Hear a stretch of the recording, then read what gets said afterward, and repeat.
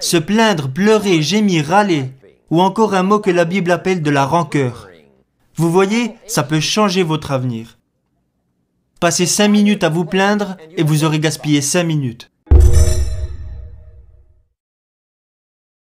Peu importe ce qu'il vous faut faire, vous devez essayer. Vous devez vous fixer des objectifs et foncer.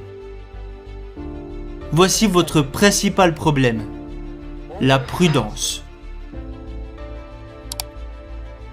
Certaines personnes n'auront jamais beaucoup parce qu'elles sont trop prudentes. Maintenant, vous pouvez aussi être trop téméraire, mais vous pouvez aussi être trop prudent.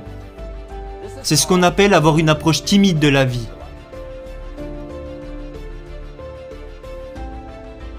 La prudence a toujours été le plus grand des risques. Ne pas prendre de risques m'a parfois conduit droit dans le mur. J'avais l'habitude de dire « et si ça arrivait ?» Ça, c'est ce qu'on appelle le langage des pauvres. Et si ça ne marchait pas? Et si ça devait marcher, ça me causerait sans doute beaucoup de problèmes. Je ferais mieux de ne pas essayer.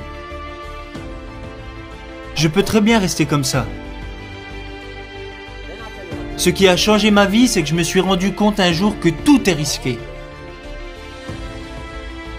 À la minute où vous êtes né, votre vie est devenue risquée. Si vous pensez qu'essayer est risqué, attendez qu'on vous donne la facture pour ne pas avoir essayé.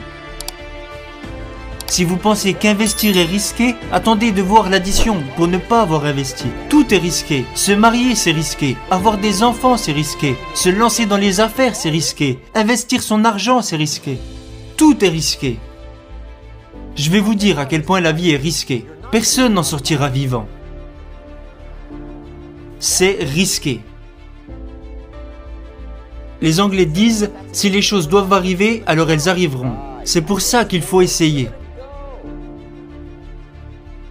Quelqu'un dira peut-être « ouais, mais moi je recherche la sécurité ». Très bien, alors blottissez-vous dans un coin, on vous couvrira d'un drap, on vous apportera 3 repas par jour et on vous protégera. On vous nourrira et on s'occupera de vous. Et on prendra soin de vous. On ne laissera rien vous arriver et vous vivrez probablement jusqu'à 100 ans.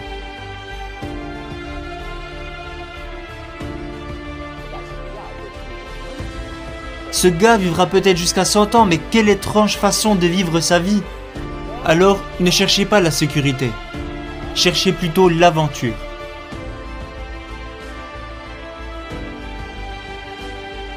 Mieux vaut vivre 30 ans d'aventure que 100 ans à l'abri dans un coin, à regarder sa vie défiler. Ce n'est pas important de savoir combien de temps on vit. Ce qui est important, c'est comment on vit. Un autre point que j'aimerais aborder et qui concerne beaucoup de gens est le pessimisme. Le pessimisme, cette maladie mortelle qui consiste à toujours regarder les choses du mauvais côté, du côté des problèmes, le côté difficile, en cherchant à valider toutes les raisons pour lesquelles on ne peut pas réussir.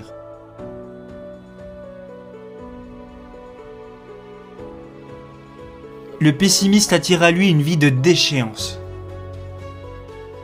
Il n'essaie pas de comprendre ce qui est bien, il essaye de trouver ce qui est mal. Il ne cherche pas la vertu, il cherche les fautes, et quand il les trouve, il est ravi. C'est horrible.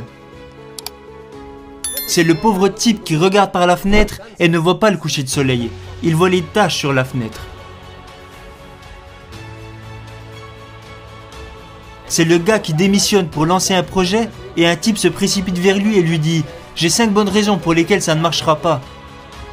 Il est tellement stupide qu'il ne se rend pas compte qu'il n'a besoin que d'une raison pour que ça marche.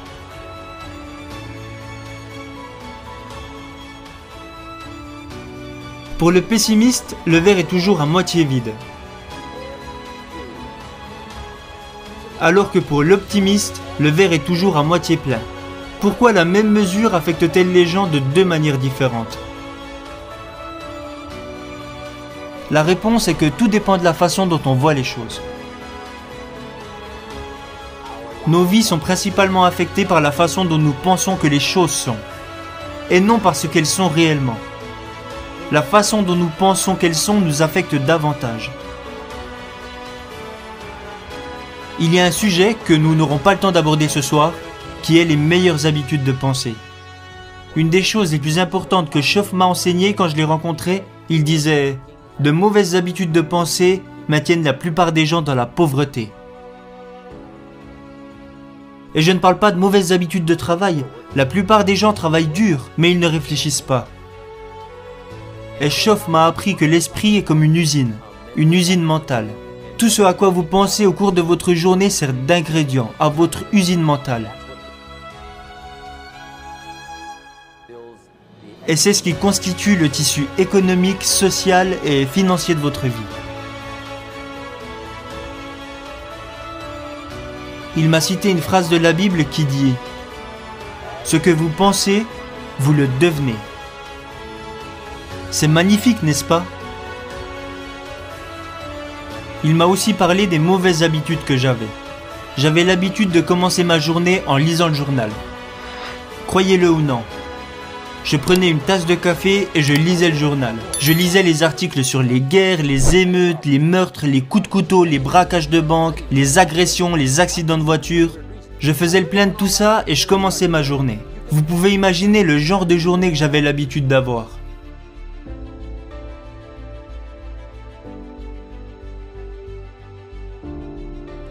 Le type qui vous dit « Je veux devenir un grand dirigeant ». Magnifique. La première chose à faire, c'est de le suivre chez lui. Et quand vous y êtes, entrez et regardez ce qu'il y a dans sa bibliothèque.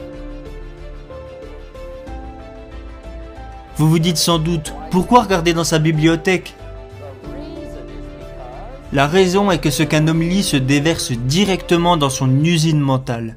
Et le tissu de sa vie entière est construit à partir de cela. Vous ne croiriez pas ce que certaines personnes lisent lorsqu'elles sont chez elles. Vous ne le croiriez pas. Est-ce que vous pensez que c'est possible d'ingérer du contenu nocif dans votre usine mentale chaque jour et d'en sortir avec une vie riche, dynamique et positive? Ce n'est pas possible. Autant essayer de faire un gâteau avec du ciment. Des lycéens d'une école dans le Connecticut m'ont un jour posé une question. Je parle souvent aux enfants. Les enfants posent parfois d'excellentes questions. L'un d'eux m'a demandé « Monsieur Ron, comment se construire une bonne vie ?» J'ai répondu « C'est simple !» Ce n'est pas facile. Mais c'est simple. Voilà comment il faut procéder. Choisissez de bons ingrédients et éliminez les mauvais ingrédients. Et tout ça commence par vos pensées. Tout commence par vos pensées, alors vous devez être sage et faire très attention à ce que vous pensez, parce que c'est le point de départ d'absolument tout. Vous devez être sage et attentif. J'ai demandé aux enfants, que se passerait-il si quelqu'un mettait du sucre dans mon café? Ils m'ont répondu, pas grand-chose. J'ai ensuite demandé, que se passerait-il si quelqu'un mettait de la strychnine dans mon café? Ils m'ont répondu, ça vous tuerait. Et c'est vrai. Alors, leçon numéro 1. La vie contient à la fois du sucre et de la strychnine. Vous devez être attentif. Je leur ai demandé, que se passerait-il si c'était mon pire ennemi qui mettait du sucre dans mon café? Ils m'ont dit, rien du tout. Et si c'était mon meilleur ami, même par accident, qui mettait de la strychnine dans mon café? Ils m'ont dit, ça vous tuerait. Exactement. Alors, leçon numéro 2. Surveillez votre café. Alors vous devez être attentif. Vous voyez, peu importe qui vous donne des mauvaises choses, peu importe où vous trouvez ces choses, elles feront quand même des dégâts dans votre vie. Peu importe où vous les obtenez.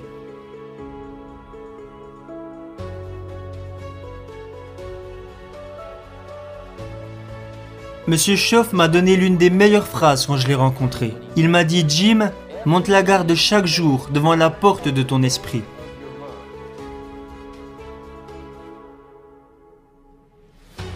C'est important. Montez la garde chaque jour devant la porte de votre esprit. Parce que c'est vous qui décidez ce qui peut rentrer à l'intérieur. Ne laissez jamais personne déverser quoi que ce soit dans votre usine mentale.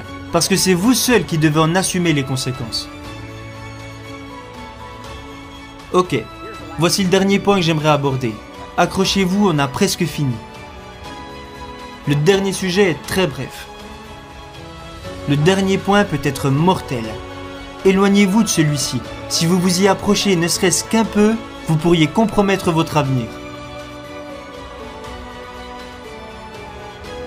Se plaindre, pleurer, gémir, râler, ou encore un mot que la Bible appelle de la rancœur. Vous voyez, ça peut changer votre avenir. Passez 5 minutes à vous plaindre et vous aurez gaspillé 5 minutes. Ça vous entraînera sûrement dans un désert financier et vous resterez là à vous étouffer avec la poussière de vos propres regrets. J'espère que je me suis bien exprimé pour que vous n'oubliez jamais que c'est une maladie mortelle. Si vous pensez que ce n'est pas grave, demandez aux enfants d'Israël de l'Ancien Testament. On retrouve leur histoire dans les livres. L'histoire dit que les enfants d'Israël étaient des esclaves. Dieu a accompli une série de miracles incroyables et les a sortis de là.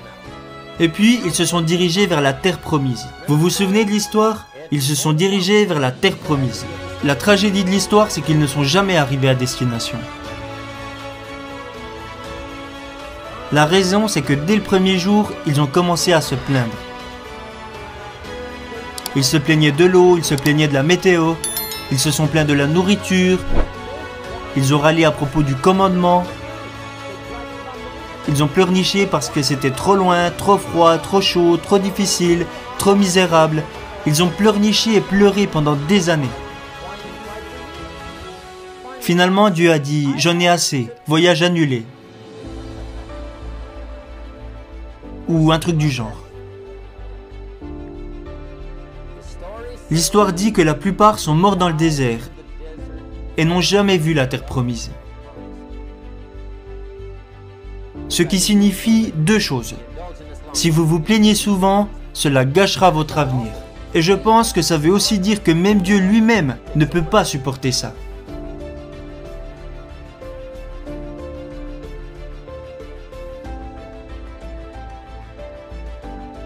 Soyez juste attentifs aux choses qui peuvent détruire tout le bien que vous avez construit.